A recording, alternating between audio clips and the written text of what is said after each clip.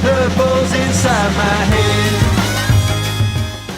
Okay, David here from Noise Reel, and I'm with Felix from Cat Empire. You've come all the way from Melbourne, Australia to the UK. You're kicking off your UK tour at Concord 2 in Brighton tonight. It's a completely sold out show. You must be really looking forward to getting going. Yeah, absolutely. I'm happy to be here, and I mean I'm a little jet lagged, and it's a strange kind of place to start, I suppose. But I'm very excited to be back in the UK, and yeah, the first show is always like blowing out the cobwebs, and tonight sold out should be really fun. They should really wake us up. Yeah, cobwebs. Did you go out last night in Brighton? Is that Actually, no, just the trip across the world. You know, you kind of get into a bit of a daze from Australia travelling out here. It's just a lot of distance, so your brain kind of gets compressed in the plane. But you know, I'm very excited to be back in the UK, and I think the new album's going to go great over here. Yeah, it's been a little while. Is there any particular reason you chose to start the tour off in Brighton? Is it simply a scheduling thing? It's a scheduling thing. I mean, I would love to say that there was a reason for it. We've got great audiences across the UK, and we've been here, you know, many times over the years. But I think it's really a scheduling thing with the agents who booked the tour. For some reason it worked out that this was the place to begin. I'm sure you'll enjoy it. And I mean, because obviously you've got a huge fan base in Australia. What's your favourite part of touring in the UK though? I'm guessing it's not to the huge crowds you perhaps get over there. Actually, our audiences are pretty consistent around the world now. Yeah. I mean, I think we came from Australia, and a lot of the music we wrote early on was about Melbourne and being from Australia, but really our sounds and our audiences are pretty level across the board now. We play some of our biggest shows outside of our own country. So you've been to the UK a few times, but do you have a favourite thing that you look forward to whenever you're coming back? The audiences are the most fantastic part of the UK for sure. The food's improved, the weather's not improved, but the great thing about touring is you're kind of in a nowhere space for most of the day, even when you are looking around cities, because you tend to be preserving energy for that night, and as soon as you get in front of an audience, you feel home again.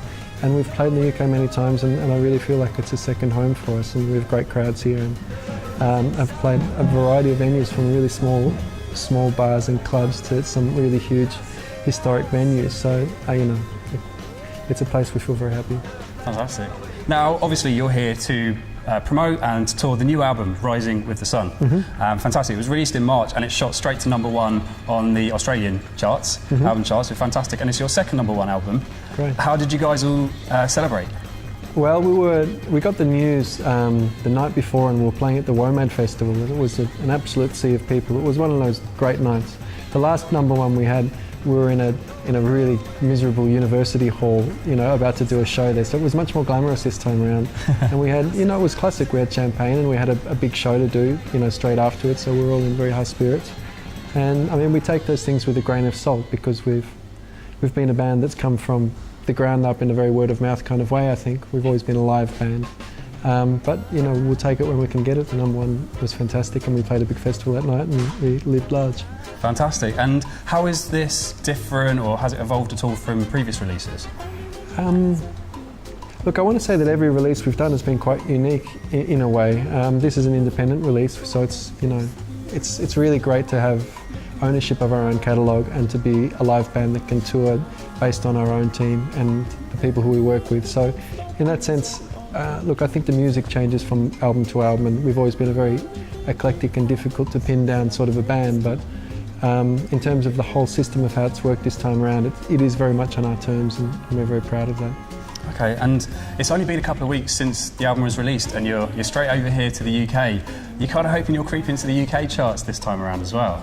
Hopefully. Look, I mean, we're not a chart-based band, that's for sure. We've never paid all that much attention to it. It's great, like I said, to get a #1 in Australia, and I think we charted quite well across Europe. I think in Romania we had #1 in the iTunes charts, I think, but really we only paid attention to it because we were being told that stuff. So right. It's not the way that we judge our success. I really go back to the fact that we're a live band, and to make an album for us, we know that we're going to be in front of all of those bright faces performing again in a very, very interactive and lively experience, and that's always been our sign of doing the right thing for this band. The label's probably more chuffed about it than you are then.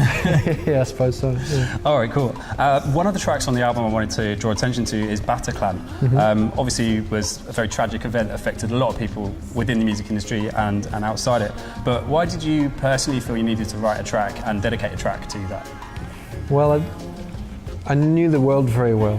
We played the Bataclan a few times, but I mean, that room could have been anywhere, and having spent the good part of our late teenage and adult lives in venues like that, looking at bright-faced people, the news really affected me because it felt like it was very close to home, which is very different to how you read other news about other tragic events that happen in places. This was our world in a live music sense, and so the Bataclan song is very much a celebration of playing live music, celebrating it, and also commiserating and recognising a kind of an anguish that comes from that familiarity. Yeah. Okay. It was penned by you, wasn't it? It was. I read that one very quickly. I mean, it's like I said before, it wasn't. It happened naturally. As a songwriter, you tend to respond to things that come easily and feel right, and that song really did. And it's quite reminiscent of bands like Mano Negro. It's got a kind of a punk feeling to it, which I really like. It's not as curvy as a lot of the music we've played. It's very direct melodically, as a kind of a lyric and melody.